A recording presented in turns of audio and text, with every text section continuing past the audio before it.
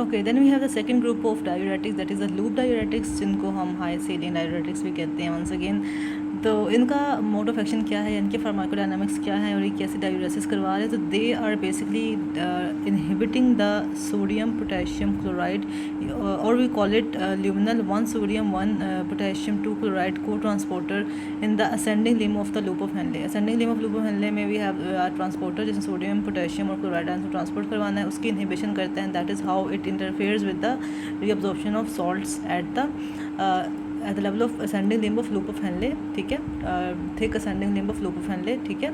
और यही इसका मोड ऑफ एक्शन भी है। और सिंस सोल्यूट्स अब्जॉर्ब नहीं होते तो वाटर भी अब्जॉर्ब नहीं होता and it gets excreted in the urine, और इस तरह से डायूरेसिस करवा रहा था। और ये बहुत इंपॉर्टेंट है, mostly it is use as a first line agent for diuresis, ठीक है।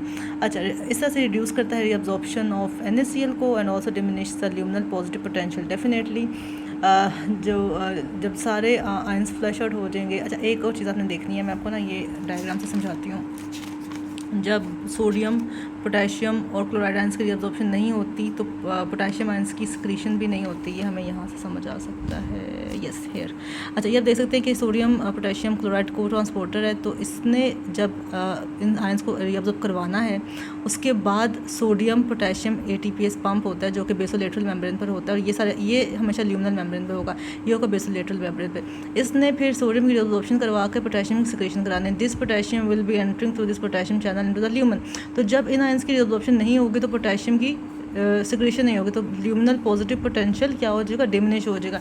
अब उसके नतीजे में ये होता है कि जब ये पोटेंशियल डिमिनिश हो जाता है तो जो डाइवेलेंट कैट आयंस हैं लाइक मैग्नीशियम है या कैल्शियम है, उनकी एक्सक्रीशन ज़्यादा हो जाती है। क्यों? To compensate for that diminished positive potential. तो हम ये कहते हैं that loop diuretics can result in hypomagnesemia and hypocalcemia. अब होता ये कि since calcium level is very tightly regulated by the parathormone as well as by the vitamin D, तो हाइपोकैल्सीमिया तो हमें इतना सिग्निफिकेंटली नज़र नहीं आता लूप डायूरेटिक्स के साथ, लेकिन हाइपोमैग्नीशिया हमें काफ़ी सिग्निफिकेंटली नज़र आता है, ठीक है। तो यूजुअली हाइपोकैल्सीमिया नहीं होता, लेकिन हाइपोमैग्नीशिया हो सकता है, ठीक है। इसके अलावा ये तो इसका एक एक्शन है। इसके अलावा लूप डायूरेटिक्स एक और काम भी करते हैं कि ये इंड्यूस करते हैं एक्सप्रेशन ऑफ साइक्लोऑक्सीजनेस और COX-2। वी नो कि साइक्लोऑक्सीजनेस एंजाइम या COX-2 enzyme it is responsible for the production of prostaglandins from arachidonic acid.